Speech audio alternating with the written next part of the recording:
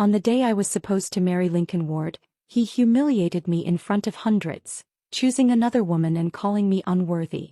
In my last life I served him for 50 years, only to be discarded in the end. But fate gave me a second chance. This time I didn't marry the man who betrayed me, I married the one he called worthless. And together we built an empire that crushed the very people who once looked down on us. I woke up to the scent of jasmine and the delicate brush of silk against my skin. The room was drenched in crimson. Red curtains swayed gently against the open window. Golden phoenixes embroidered on my wedding gown glinted under the soft morning light. And on the vanity before me sat a bridal veil I hadn't worn in years. Except now it was brand new again. Oh, this couldn't be real. But the young face in the mirror said otherwise. I shot to my feet, heart pounding as the realization clawed its way up my throat. It was my wedding day. The day I, Natalie Cross, had once walked into a carefully arranged marriage with Lincoln Ward, the man who would someday destroy everything I held dear. I pressed a palm to my chest as if it would slow my racing pulse.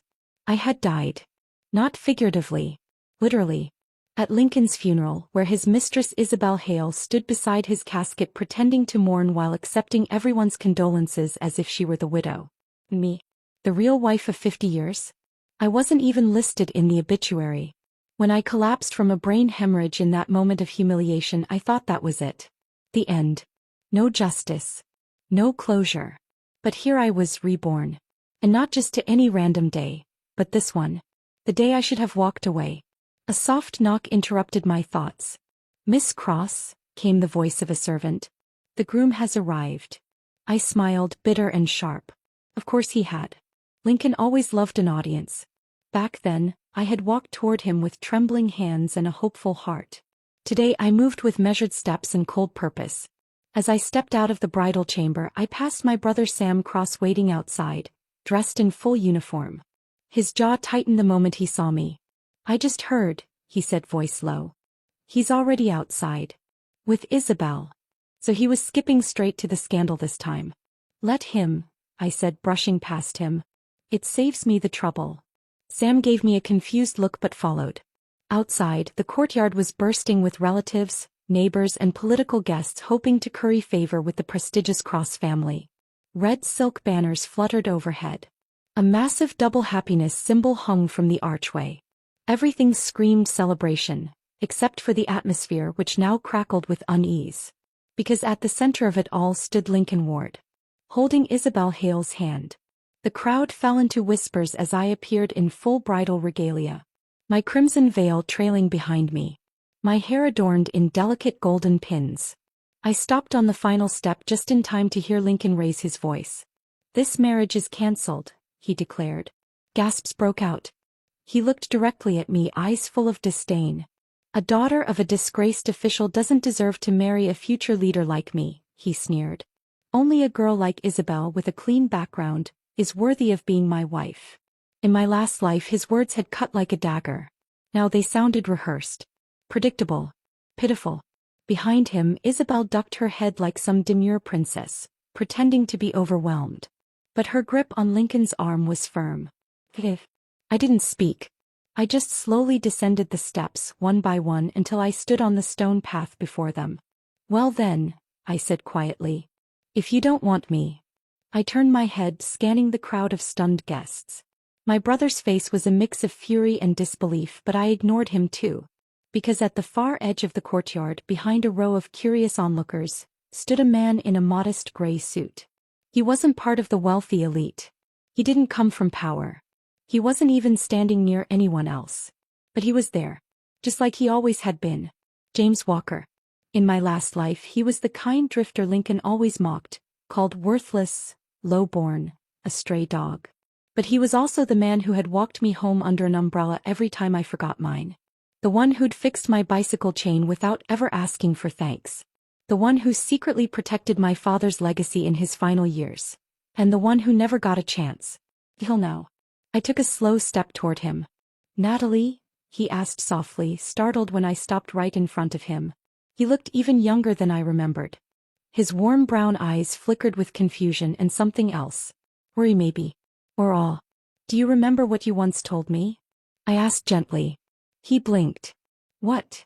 You said, if I ever needed a place to run to, your door would always be open. His cheeks turned crimson. I didn't think you remembered. I do. I took a deep breath. Then loud enough for everyone to hear. James Walker, will you marry me? A collective gasp shot through the crowd like a lightning strike. Even Lincoln's jaw dropped. James stared at me like I had grown wings. What are you saying? I'm asking if you'll be my groom, I replied. Right now. Right here. He stepped back stunned. You're serious? As serious as I've ever been. His hand rose to his heart. His lips parted but no sound came out. Behind me, Lincoln barked a humorless laugh. You're bluffing. Don't fall for it, James. She's just trying to save face. I turned just slightly to catch Lincoln in my peripheral vision. You lost the right to guess my intentions the moment you grabbed another woman's hand on my wedding day.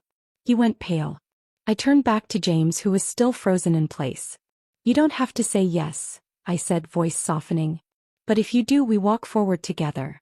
Not for appearances. Not to humiliate anyone. But because I would rather spend one day with a man who respects me than 50 years with one who doesn't. Silence. James nodded. Just once. Firm and slow. Yes, he said quietly. Yes, Natalie.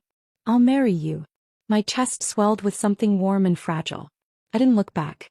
I didn't need to. This moment wasn't about Lincoln Ward anymore. It was about me. About James. About starting something real. Sam Cross was the first to move. He stepped between us and Lincoln, blocking his path. Then today, he said with quiet thunder, Natalie Cross is still getting married. To a better man. And that's where it ended. Not with a wedding. Not with applause. Just me holding James's hand, as the world around us finally shifted. The second I stepped off that red-carpeted path and took James Walker's hand in mine, the entire wedding turned upside down. People stared. Some whispered. Others gawked in stunned silence, their eyes darting between Lincoln's livid face and my calm expression. Lincoln Ward, the golden boy of Crest Hill, had just been publicly rejected, and not by just anyone. By the daughter of the very official he had planned to step on to rise higher. I could practically feel the heat of his rage burning behind me. Is this some kind of joke? Someone muttered behind a fan. No, I said loudly without turning around. This is a real wedding. With a better man. James still hadn't unclenched his hand. He was stiff, nervous, his palms slightly clammy.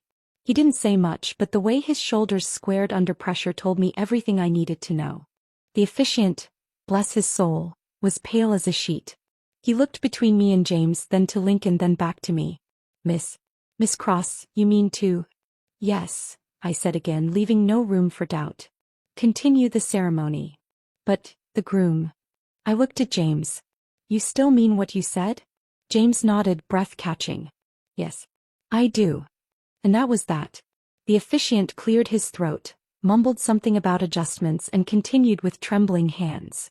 I had once imagined my wedding to be the perfect blend of tradition and modernity, with carefully selected guests and elegant orchestration. But this wedding, this chaos, was perfect in its own way. Honest. Free. Sam stood close beside us, a quiet wall of support. I could feel his pride radiating despite the chaos. James and I exchanged vows under the weight of every eye in the courtyard. I may not come from much, he said quietly, looking into my eyes, but I promise to protect you, honor you, and never betray your trust. That was more than Lincoln had ever promised in his entire life. I meant every word of my vow in return. I don't want riches. I don't want titles. I only want someone who won't look away when things get hard. When we finished, there was no applause. No rice tossed in celebration. Just stunned silence. Then someone in the crowd snorted. I turned just in time to see one of Lincoln's distant cousins elbow another. They say the Cross family is desperate now. Look at this. Marrying off their daughter to a nobody? A woman whispered not so softly behind a lace fan. She picked a beggar over Crest Hill's golden boy. Talk about humiliation. Lincoln was still standing off to the side with Isabel Hale clinging to his arm. His jaw was clenched so tight I thought he might snap a molar. Congratulations, he said suddenly, his voice thick with sarcasm. You've really outdone yourself, Natalie. Do you really think this little performance will hurt me? I didn't answer. I didn't need to. I had already done what I came here to do, walk away from a man who was never mine to begin with. Isabel tilted her head sweetly. Natalie, we know this must be hard for you. If you're still in shock, it's okay. We understand. I gave her a long, slow look. You should save that tone for when the reality of being Lincoln's wife actually sinks in. That made her blink, visibly thrown off. James gently tugged my hand. Should we go? He whispered. I nodded. We walked together toward the exit, past rows of guests, past fake smiles and frozen expressions. No one moved to congratulate us. But oddly, I didn't care. Their opinions meant nothing now.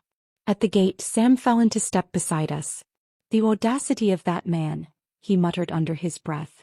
I should have punched him. You will, I said calmly. With results. He arched a brow. You planning something? Not yet, I admitted. But I will be. Soon.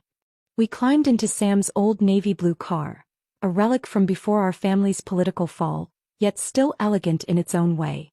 The contrast between our ride and the chauffeur-driven limousine Lincoln had hired was comical. And oddly satisfying. As we pulled away from the Cross estate, I caught one last glimpse of Lincoln through the rear window. He stood at the edge of the courtyard like a man who couldn't believe he'd lost control. He had always thought I was a pawn, easily sacrificed for the sake of power. This time I flipped the board. We drove in silence for a while, the tension slowly unwinding into awkward quiet. James sat beside me, his hands folded in his lap, his tie slightly askew. His jaw twitched with nerves. I'm sorry, he said suddenly. I turned toward him. For what? For being unprepared. This isn't how I imagined our wedding day would go. I smiled. James, did you ever imagine a wedding day with me at all? His ears turned red. I might have dreamed a little, he mumbled.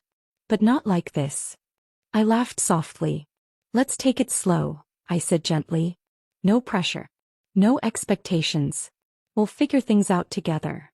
He looked up, his expression more serious now. Are you sure you're not doing this to spite him? I won't hold it against you if you are, but... I reached over and squeezed his hand. I'm doing this to reclaim my life, I said. And maybe, just maybe, I want to see what it's like to be loved by someone who didn't need me to have power first. He didn't respond right away. But the way he looked at me then, quiet, intense, a little overwhelmed, I knew he understood. That evening we held a quiet dinner at home. It was just the three of us, James, me and Sam. My parents were out of town attending a summit in Ridgeview County. They didn't even know what had transpired. Yet, I would tell them later. When the dust settled, Sam poured us wine with the flourish of a man trying to lighten the mood. Well, he said, raising a glass, here's to a better beginning. To peace, I added. James lifted his glass last. And to Natalie, who saw something in me no one else ever did. We clinked glasses and drank. Afterward, Sam retired early and James helped me clear the dishes, though he fumbled with the fine china like he'd never touched porcelain before. You know, he said, drying a plate carefully, your brother still scares me a little. Good, I said. He's supposed to. That made him laugh. When the kitchen was clean and the house had quieted, James lingered awkwardly by the window. I watched him from the living room sofa. Do you want to sleep here? I asked gently. He turned around, startled. What? Oh, no, I mean, I'll go back to my place. I don't want to make you uncomfortable. I tilted my head.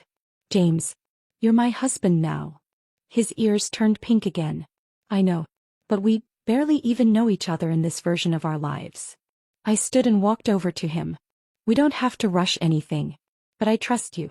You can stay. He nodded, quiet and grateful. That night we didn't sleep in the same bed. But we stayed in the same house. That was enough. I stared at the ceiling, listening to the silence of the world outside, wondering how many people were still gossiping about today's events. How many whispers were spinning about Natalie Cross marrying a nobody. Let them whisper. They didn't know James Walker. They didn't know me either, not anymore. And they sure as hell didn't know what was coming. I didn't expect to receive an invitation. I thought after the public embarrassment Lincoln suffered when I walked away and married James, he'd want to avoid me for a while, maybe for the rest of his life. But exactly 3 days later, a bright red envelope arrived at our doorstep. It was engraved in bold gold lettering. Mr. Lincoln Ward and Miss Isabel Hale cordially invite you to celebrate their union. The invitation was so extravagant I could practically smell the desperation clinging to it. He wants you to come, James said, staring at the envelope, just to watch you squirm. Oh, I know, I said, my tone light but sharp. He's imagining I'll show up devastated, full of regret. Crying. Pitiful. And what do you plan to do instead? My brother Sam asked, raising a brow. I smiled slowly, tapping the glossy paper with my nail. I'm going to give him the performance of his life. 2 days later, we arrived at the Ward's home in Crest Hill in our modest but polished car. Sam drove. James sat beside me in a charcoal suit I helped him pick out the night before. Do I look all right? He asked for the 3rd time, adjusting his collar. You look better than every man in there, I replied, smoothing his lapel. You don't need their names. You have your dignity. The Ward residence, much smaller than the Cross estate, was bursting with red banners, oversized floral arches and a cheap-looking fountain dyed pink. Everything was loud, overcompensating. A few guests we passed recognized me and instantly looked uncomfortable. She came, one whispered. The Real Miss Cross actually showed up. When we entered the banquet hall, all heads turned. The music faltered. A few mouths hung open in disbelief. I felt a familiar chill settle over the room, the same chill from the day Lincoln denounced me. Except this time I was the one holding my husband's hand. Mrs. Ward barely concealed her scowl as she came forward to greet us. Oh, Natalie, she said with a tight smile. How unexpected. I thought your family was, well, resting from recent embarrassments. Resting? I echoed. No, we've been too busy celebrating. Her gaze flicked to James. And this must be your husband? James Walker, he said politely, shaking her hand. The way she tried to hide her recoil made my stomach turn. We took our seats at a table in the middle row, far from the main stage but close enough to be seen. Guests kept glancing at us nervously, unsure if they should greet us or pretend we weren't there. James leaned over. They're all wondering why you came. I smiled without looking at him. So they'll stop wondering when I leave. The announcement came shortly after the appetizers were served. Lincoln and Isabel entered the banquet hall like they were walking into a royal court. She wore a shimmering ivory gown that clung a little too tightly around her new baby bump.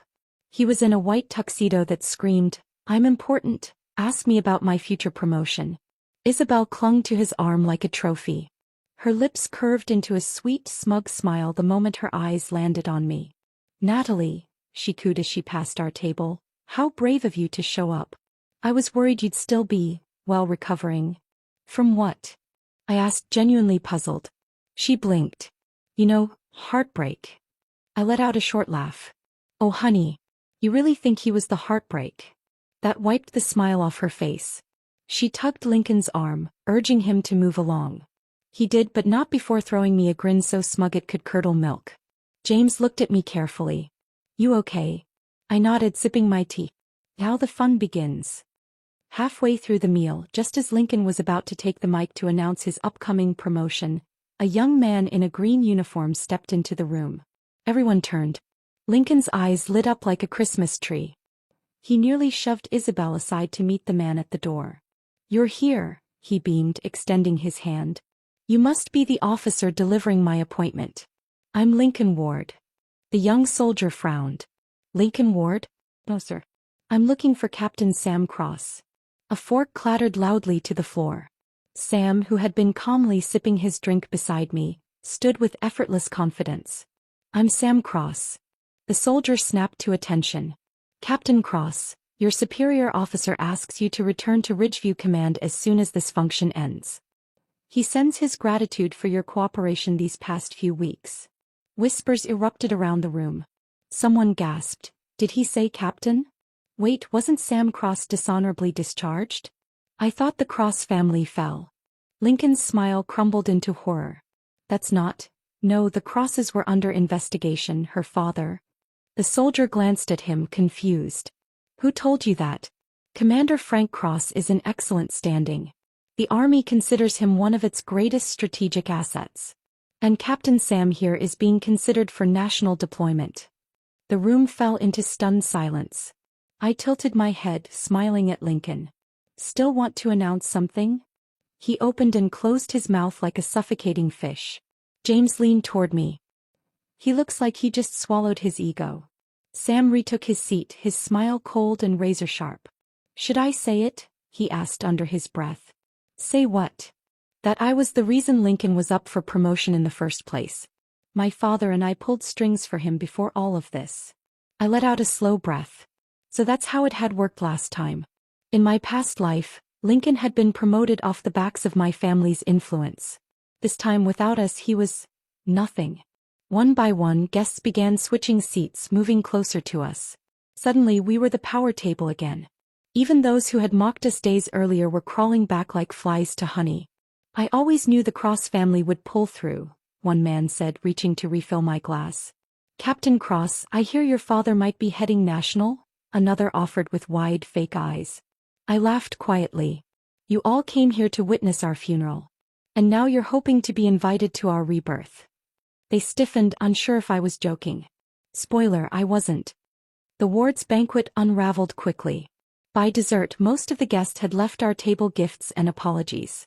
Lincoln tried to salvage his pride by announcing his intention to apply for another position, but no one clapped. No one cared. Isabel sat at the head table, red-faced and silent, her once flattering dress now suffocating under the weight of humiliation. Lincoln came over once more, clutching a wine glass with false casualness. Natalie, he began, trying for charm. You've really outdone yourself. You didn't have to bring your whole family to upstage our wedding. I tilted my head. Isabel invited us, remember? His smile faltered. I was trying to be generous, he snapped. To give you closure. But I see now you're just bitter. You needed to prove something. Sweetheart, I said slowly, standing from my seat and brushing off my gown, I didn't come here to prove anything. He stared at me. I came to let you see what you threw away. Then I turned to Isabel. And for you. I added with a polite smile. Best of luck. You're going to need it. Isabel gripped her wine glass so hard I thought it might shatter. James stood beside me, his presence steady. Sam joined us as we walked out of the hall without so much as a glance back. The whispers followed us all the way to the door. But the shame?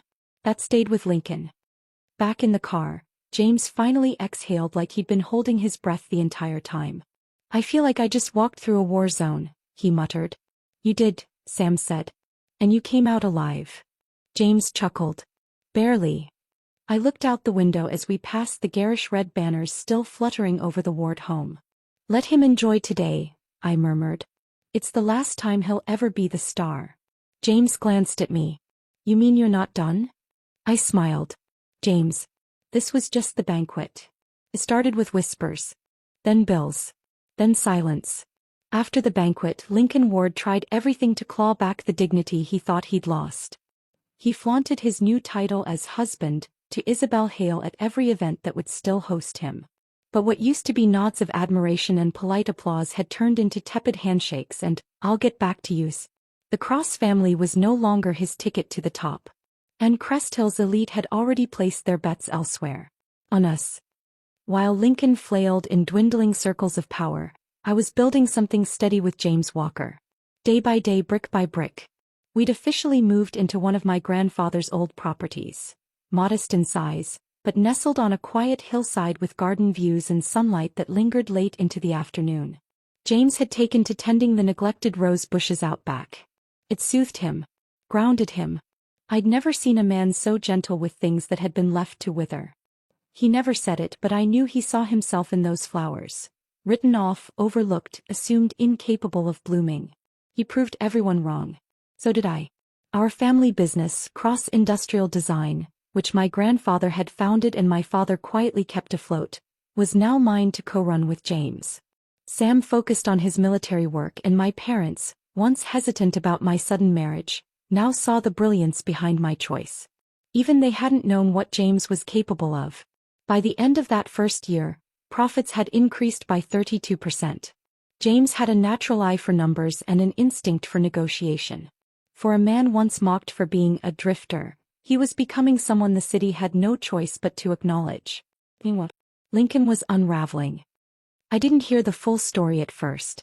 Just bits and pieces from former acquaintances who couldn't resist gossip. Did you hear? Lincoln and Isabel are struggling. They took out a loan. Another one. I heard the baby's been sick a lot. Poor thing. It was hard to feel sorry for him. I remembered every insult. Every look of condescension. Every time he leaned into my ear at a party and whispered, "Smile less. It's unbecoming." Or, "You should lose weight if you want to look good next to me." And then there were the bigger betrayals. The affair, the will, the gravestone. Now he was buried in bills and unpaid favors. Karma had arrived.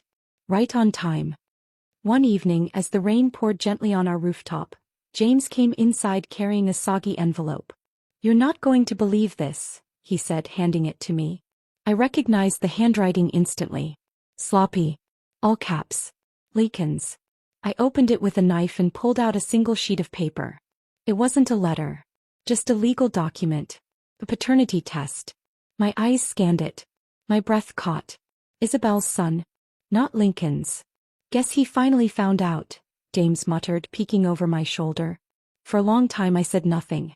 I remembered that boy, curly-haired, quiet, clinging to Isabel's skirt whenever I passed their gate in my past life.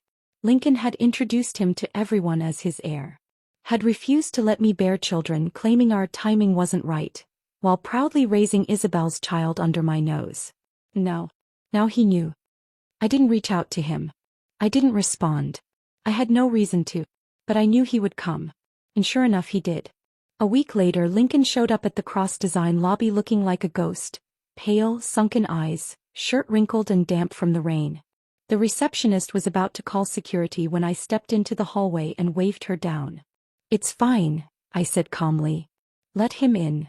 James was upstairs in a client meeting. I didn't want Lincoln near him anyway. I led Lincoln into one of the smaller conference rooms and shut the door. He stood awkwardly, dripping onto the carpet, eyes roaming the space like it belonged to another universe. "Nice place," he croaked. "It is," I replied, taking a seat. "Built by someone you once called a worthless stray." He didn't smile. He didn't argue. Instead he pulled the paternity test out of his coat pocket and dropped it on the table between us. "I was wrong," he said quietly. I raised a brow. "About which part?" "All of it." For once there was no arrogance in his voice. No smirk. No superiority. Just a man who had spent months, or maybe years, lying to himself only to discover he was never the winner he thought he was. "I raised that child for 6 years," he continued, his voice shaking. "I gave him my name, my money, my time. But not your blood," I said evenly. He flinched. I don't know how to fix it." "You don't," I said, folding my hands. "You live with it." He sat down across from me, shoulders slumping like a balloon losing air. I wanted it to be you," he said suddenly. "When I pictured my life. At the very beginning it was always you." "Liar," I said softly. He looked at me startled. "You wanted power. Influence. My family's name. I was just the easiest way to get it. And when you thought that name was gone, so was your love." His jaw clenched. "I thought I could build it without you. And—" He didn't respond. I stood slowly and walked to the door. "You should go home, Lincoln." "Rachel." "It's Natalie," I corrected, voice like steel. "And you don't belong in this life anymore." He stood shakily, the paper still on the table, forgotten. "Please," he whispered. "Just one more chance." And that's when the door behind me opened. "James." He walked in, holding a tablet, eyes narrowing the second he saw Lincoln. "You've had enough chances," he said coldly. "Get out." Lincoln looked between us. "So this is it, huh? You win." "No," I said. "I survived. You just finally got the ending you earned." Later that night I sat in our garden while James made tea. The moonlight bathed the roses in silver, and the cool breeze whispered through the hedges. James came out, 2 cups in hand, and sat beside me. "Are you all right?" he asked. I nodded. He's a broken man. And he's still not sorry for the right things. James handed me a cup. "Then don't carry it. Let it be his burden." I looked at him, this man who had once stood on the edge of the world, overlooked and unloved. Now he was everything Lincoln never could be. Loyal. Humble. Strong in all the right ways. I took his hand. Promise me something. Anything. If I ever become so blinded by pride that I forget where I came from, remind me. He smiled. I will. With words. Or with a shovel to the head. I laughed and leaned into him, our fingers laced tightly. Lincoln had raised someone else's child. He had gambled his entire future on a lie. But I had chosen my truth. And it had chosen me back. People used to call me, the girl who married a drifter. A backhanded comment wrapped in a polite smile. A snide whisper at social galas. Even some of the older cross relatives muttered behind closed doors. She could have had Lincoln Ward, a future commander. But she picked that. That being James Walker. They didn't know the man I knew. They didn't see how he spent every evening after work buried in spreadsheets and legal books, how he refused to take a single shortcut even when deals dangled themselves in front of him like bait. They didn't see him fall asleep at his desk, then wake up with a pencil still in his hand, ready to keep building the legacy he once thought he wasn't worthy of. But I saw him. And soon so did the rest of the world. It started small. One contract. An abandoned supply chain from the old Cross industrial wing no one had touched in 5 years. James took it, restructured it from the ground up, turned losses into marginal profit, then doubled it by the end of the quarter. By the following spring he was already sitting at the table with city developers, discussing renewable construction models. They expected an heir from a wealthy family, not a man who walked in wearing a basic gray suit with no last name recognition. But he earned their respect in 5 minutes flat. Because when James spoke he didn't use jargon to show off. He didn't intimidate. He just made sense. And in a world full of bloated egos and corporate liars, common sense became the sharpest weapon. Soon, business journals were referring to him as the province's most surprising financial strategist. I remember the day Crest Hill Financial Monthly published a photo of him on their cover. James, leaning against our garden gate in a rolled-up dress shirt, holding a clipboard, hair tousled from wind. The headline read, "From Nobody to Name, The Quiet Rise of James Walker." "I look like a construction foreman," he said, staring at the cover, horrified. "You look like the future," I told him, proudly hanging it in his office. My phone buzzed 5 minutes later. An unknown number. I answered, expecting a client. Instead, a familiar cold voice slithered through the line. "I always knew he'd use your name to climb." I didn't even flinch. "Correction. My name isn't even on that magazine. His is." "You still think you made the right choice?" he sneered. "You call this winning?" I glanced at the framed cover. "I call this building an empire," I said, then hung up. I never answered his calls again. By the time James turned 35, we were hosting charity galas in the very hotel that once banned his name from their guest list. My father entrusted him with full decision-making power over the Cross Foundation, and my mother, who once regarded him with cautious suspicion, now introduced him as my brilliant son-in-law. Sam joked that James had done the impossible. You got Mom to smile at a man. A feat not even generals have achieved. Still, James remained grounded. Every morning he made me breakfast. Every night he walked through the garden with me, hand in hand. He never once let the money, the titles, or the articles dull the humility that made him who he was. And perhaps that's why he grew. Because while Lincoln roared and clawed and postured his way up thin ladders, James planted roots. He didn't chase the spotlight. He became it. Of course, not everyone celebrated us. At least once a week, someone somewhere tried to provoke a scandal. "She only made it because of her family," they'd say of me. "He married up and got lucky," they'd say of him. But luck doesn't close million-dollar deals. Luck doesn't win city contracts in blind evaluations. Luck doesn't lead a regional company to national rankings in under 4 years. And luck didn't raise our son. We named him Eli. He had my eyes, James's thoughtful expressions, and a stubborn little chin that made his grandfather proud. He loved math and animals and building Lego cities on the living room floor. And every time he looked at James, I saw nothing but hero worship glowing in his eyes. Lincoln would never know what it felt like to be a real father. Because the only thing he ever raised was his voice. One day, while Eli was in school and I was overseeing a design proposal in the Cross downtown office, Sam called me unexpectedly. "You might want to sit down for this," he said. "I'm standing over 20 mock-ups for a solar initiative," I said. Try me. He sighed. Lincoln was spotted at a truck stop just outside Ridgeview, selling used car parts. I didn't respond right away. Not because I was surprised, but because I felt nothing. He got into a fist fight, Sam added. With Isabel. Now that made me look up. She's still around? Barely, Sam said. From what I heard, she tried to pawn off some family jewelry, claiming it was from the Cross estate. The buyer called the police when the serial numbers didn't match. She always did have a talent for fraud, I said dryly. Lincoln's unrecognizable now, Sam continued. The same man who used to lecture us about titles and honor was caught screaming at a cashier over expired instant noodles. Let him scream, I muttered. He's the one who underestimated you, Sam said. I stared at the design board, my team still unaware of the conversation happening through the Bluetooth in my ear. Everyone underestimated me, I said. Even me for a while. But not anymore.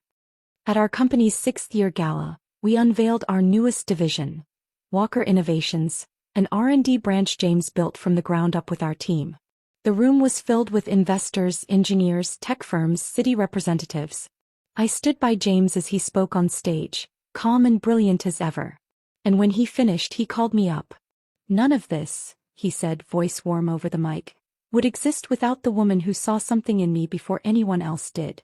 The woman who never asked me to prove my worth, because she always knew I had it. The room applauded. I took his hand. And I whispered, this is only the beginning. Somewhere in a forgotten motel on the outskirts of town, I imagined Lincoln watching our success from a cracked phone screen, the bitterness in his chest boiling like acid. He could never understand why he lost. Because he thought power came from status.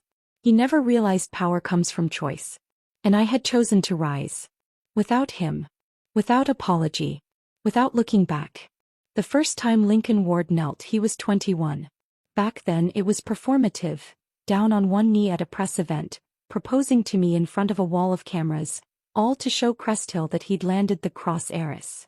He gripped my hand like a trophy and smiled like he'd won the lottery. But the second time Lincoln Ward knelt before me, there were no cameras. Only desperation. And dirt on his knees. It happened on a warm spring afternoon, just outside Walker Innovations headquarters. James and I had just finished a meeting with a major European investor. He had stepped away to escort the guests out when the receptionist's voice came through the intercom. Miss Cross, there's a man downstairs. He says he's an old acquaintance. That word. Acquaintance. A polite substitute for wreckage. I'll come down, I said. I didn't tell James. Not yet. When the elevator doors opened, I saw him instantly. Standing in the lobby like a ghost wearing human skin. His once sharp jawline had sagged into jowls. His eyes, once cold and commanding, were now red-rimmed and sunken. He looked older than his age, with skin that hadn't seen a good night's sleep in years. Lincoln Ward had aged 3 decades in 10 years. And still I recognized him. He took one look at me and stumbled forward. Natalie. I didn't speak. Not when he dropped to his knees right there on the marble floor. Not when he grabbed the hem of my dress with trembling fingers. Not even when the security guard instinctively stepped forward and I waved him off. I'm sorry, Lincoln said, his voice cracking. I was wrong. I've been wrong for a long time. The entire lobby froze.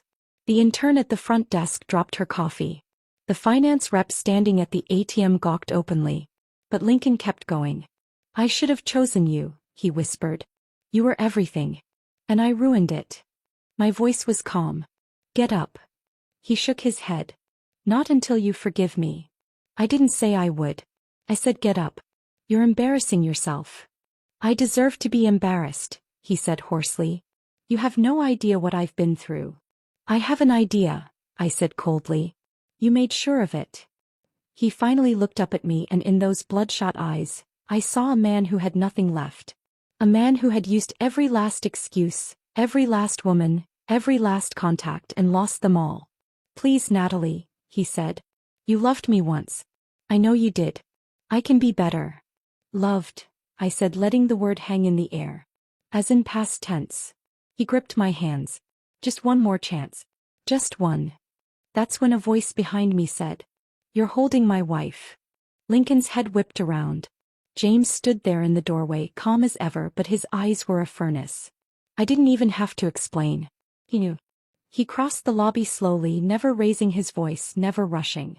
Let go. Lincoln's hands flew off me like he'd been scalded. James pulled me back gently, placing himself between us. And then, with no warning, he slammed Lincoln against the column behind him. Not violently. Just firmly. Dominantly. Try touching her again, James said, low and dangerous, and the only thing you'll be kneeling for is an ambulance. Lincoln's breath hitched. I didn't, he stammered. James leaned closer. She's my wife. The mother of my child. The reason this entire building exists. And you think you can just show up with your bleeding heart and rewrite history? Lincoln was pale. You don't understand. No. You didn't understand, James snapped. Back then, when you threw her away, when you called me worthless, when you paraded your lies like they were gold. You never deserved her. I placed a hand on James's shoulder. He's not worth it. James held the glare for another second, then released him. Lincoln crumpled back down to the floor, his chest heaving. I had nothing left, he whispered. Not Isabel. Not the kid. He wasn't mine, Natalie. None of it was real. No, I said coldly. But I was. He stared up at me, eyes glassy. You're different now. Yes, I said. Because I stopped loving a man who didn't know how to love me.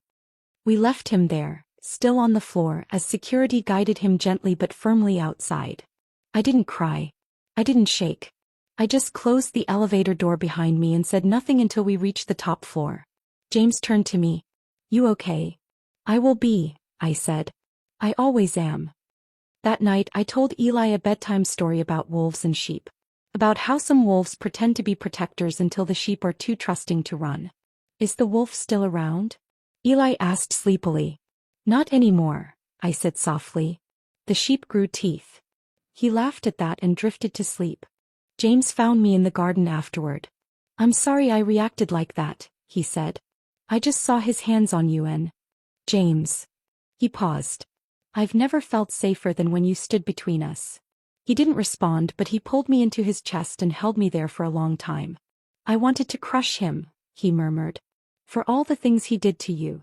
You already have, I whispered. You lived. You rose. You became everything he said you couldn't.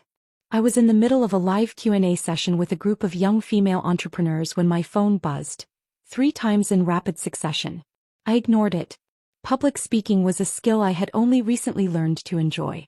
Watching eager, ambitious women scribble notes while I spoke about ethical design and market disruption felt far more meaningful than any notification. But then my assistant Lila, standing behind the camera, made a face. It was the "you need to see this now" face. I cleared my throat.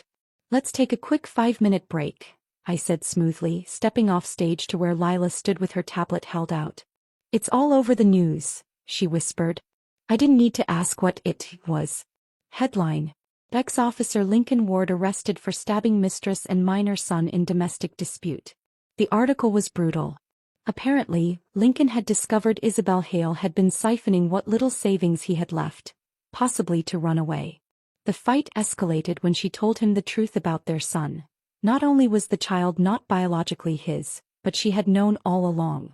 He snapped. According to police reports, he grabbed a kitchen knife and slashed both of them. Isabel on her arm and shoulder, the boy across his leg while shielding his mother. Neither wound was fatal, but both required surgery. A neighbor heard the screams and called it in. Lincoln was arrested on the spot, blood on his hands and madness in his eyes. And just like that, every remaining door that might have opened for him slammed shut. The footage from the courthouse steps that evening said it all. Ward, any comment on the charges? Did you really try to kill them both? Why would you attack a child? Lincoln didn't speak. He simply stared at the cameras, dazed, then shouted. She's the reason I lost everything. And I knew without question she meant me. I arrived home that night to find James sitting on the patio, our son Eli fast asleep inside. He handed me a cup of jasmine tea and a quiet glance. I saw the headlines, he said. I figured you would. Are you okay? I paused, wrapping my hands around the warm mug. I think I'm more than okay, I replied honestly. I think I'm finally free. For years, even after his downfall, there had been this lingering phantom. His voice, his shadow, the way people still whispered, "Didn't you used to be engaged to?" But now, Lincoln Ward had burned his own name to ash. And this time he hadn't taken me down with him. The next morning, a reporter had the audacity to approach me in the parking garage of Walker Innovations. "Miss Cross, any thoughts on your ex-fiancé's arrest?" I slipped on my sunglasses, unfazed. "None. Some say he lost control because he still blamed you. Because you moved on, Anne. Are you implying his crime is my fault?" I interrupted, stopping mid-step. The reporter stammered. "No, I just meant." I turned toward the camera lens. "Let me be clear. Lincoln Ward's choices are his own. I didn't make him violent. I didn't ruin his life. He did. And if anyone dares to excuse what he did to a woman and a child, they're no better than he is." That quote went viral within hours. Within a day the news cycle flipped. Now I wasn't just the woman he once humiliated. I was the woman he couldn't destroy. Isabel survived. Her child too. But the life she had carefully constructed on my stolen foundation was gone. Her name was dragged through court records, child services was involved, and her parents refused to bail her out or take her in. She tried reaching out to me. A handwritten letter arrived at the Walker estate with a shaky signature at the bottom. "I never thought it would end like this. Maybe you'll understand.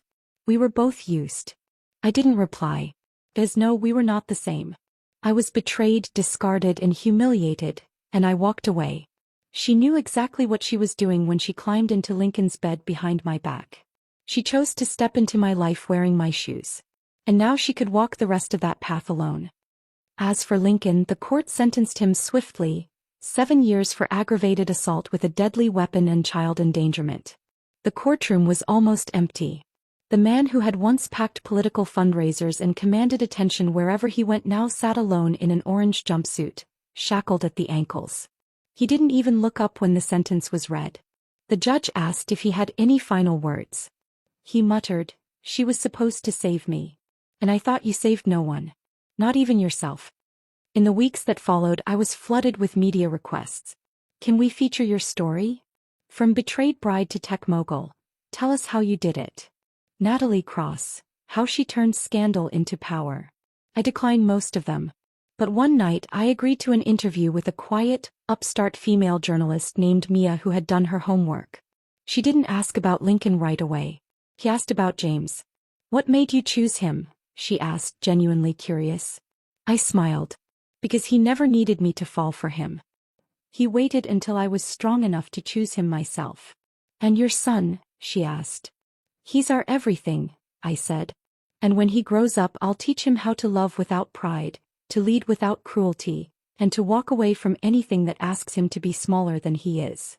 She nodded. "Do you have any regrets?" I thought about it for a moment, then shook my head. No. I needed the fall to find my footing. I needed betrayal to know the value of loyalty. And I needed to lose everything I thought mattered to realize what actually did. That night I came home to James asleep on the couch with Eli snuggled into his side. A half-built Lego robot lay on the floor. The TV still hummed with a paused nature documentary. I stood in the doorway watching them. My entire world. Not made from the ashes of Lincoln's downfall, but from the quiet, consistent love of a man who had never needed a spotlight to shine. I knelt beside them, pressed a kiss to James's temple, then another to Eli's forehead. This was the life I'd built. Not for revenge. Not for applause. For peace. And that, more than anything else, was the ending Lincoln Ward would never understand. 10 years. That's how long it had been since I walked away from Lincoln Ward at the altar, turned to James Walker and asked him to take my hand instead. 10 years since I stopped surviving for someone else's story and started writing my own. And what a story it had become. I woke up to sunlight filtering through linen curtains, the rhythmic crash of waves outside, and the scent of roasted coffee wafting up from the kitchen. James was already up, of course. He always was. On most mornings he took our son Eli out for sunrise walks along the coast. But this morning, I heard the soft rustle of sheets and felt a warm little body curled beside me. Eli, now 9, had crept in during the night. His breathing was soft. One hand clutched his stuffed dolphin, the other rested on my shoulder. I smiled. I ran my fingers through his dark hair and whispered, "Time to get up, little man." He groaned. 5 more minutes. I let him have 10. Downstairs, James was standing barefoot on the back porch, mug in hand, reading reports on his tablet. His hair had grown a little longer lately and flecks of silver danced at his temples. I leaned against the doorway, taking him in. The man they once called a nobody. The man Lincoln Ward laughed at in public. Now he stood at the helm of one of the fastest-growing innovation hubs in North America. Walker Innovations, once a fledgling R&D division born out of the Cross design firm, was now an international leader in green architecture and sustainable urban tech. He didn't just make headlines anymore. He made policies. World leaders called him for insight. Universities begged him to give guest lectures. Investment groups offered him billions, and he rejected half of them because they didn't align with his ethics. But none of it changed him. He still made Eli's lunch every morning. Still tied his son's shoes, still kissed me on the forehead before bed. Still made dumb dad jokes and burned pancakes occasionally. He was still James. Are you staring at me again? He asked without looking up. I'm memorizing, I said, walking toward him. He smirked. Afraid I'll disappear? No, I said, wrapping my arms around his waist. Afraid I'll blink and miss the life we built. We spent the day quietly. No business meetings. No school runs. Just the 3 of us. Beach walks, laughter, Eli trying to surf and wiping out spectacularly while we cheered anyway. At dinner, he stood on a chair and declared, "When I grow up, I want to build a robot that can cook." James grinned. Then I'll finally get a break. I raised a glass. To robots and to building dreams. Later that evening, after we tucked Eli in, James and I sat in the garden, watching the stars appear one by one over the sea. It was quiet. Peaceful. He reached into his jacket and pulled out a small box. James. I know we're already married, he said, opening it slowly. But this isn't a wedding ring. Inside was a simple silver band engraved with the words, "For all the days after survival." I blinked, caught completely off guard. I want to renew our vows, he said softly. Not in a church. Not with fanfare. Just you and me. And maybe Eli holding the camera and dropping it halfway through. I laughed, but tears threatened to spill. We've come so far, he continued, his voice thick. But I never want you to forget that the best part of my story started when you chose me. I slid the ring onto my finger and whispered, "And I'll keep choosing you. Always." He leaned forward, pressed his forehead to mine, and we stayed like that for a long, quiet moment. 2 survivors, 2 builders, 2 lovers with nothing left to prove to anyone but each other. I hadn't thought about Lincoln in months. Not until I received the letter. It came folded in a cheap envelope, written in scratchy, uneven handwriting. He had been released early on good behavior, now working in a labor yard in a distant province. There were no threats. No apologies. Just a single line. You were right. I thought I needed power. But all I ever wanted was peace. I didn't reply. Because I had nothing left to say. One evening, Eli found an old wedding photo of Lincoln and me tucked into a history box my mother had kept by accident. Is this you? He asked, frowning. I looked at the image. Me in a red silk gown, standing beside a man with a forced smile and eyes full of calculation. That was someone I almost married, I said. But you didn't, right? No, I said, closing the box gently. I didn't. Because sometimes the best thing you can do for yourself is walk away. Even if it's hard? Especially when it's hard. Eli nodded, thoughtful. That night he asked James for extra math homework. And I kissed his cheek with pride. Years passed. Eli grew. The company expanded globally. We opened a research campus named after my grandfather. James received international humanitarian awards. I was asked to deliver keynote speeches to graduating classes of young women who saw me as a symbol of resilience. But I never forgot the girl in the red wedding dress, standing at the edge of betrayal, breathing through the humiliation, and choosing a different fate. That girl gave me the strength to become the woman I am now. Not a queen because of power or titles, but a queen because I stopped asking for permission to rule my own life. One morning years later, I stood by the window of our villa watching James and Eli play chess by the fireplace. I was older now, wiser, still sharp-tongued when I needed to be, still gentle when it counted. As I turned away from the window, I caught my reflection in the glass. And for the first time in my life, I didn't see a woman broken by betrayal. I saw the woman who had been reborn. On her own terms. With the life she deserved. The end.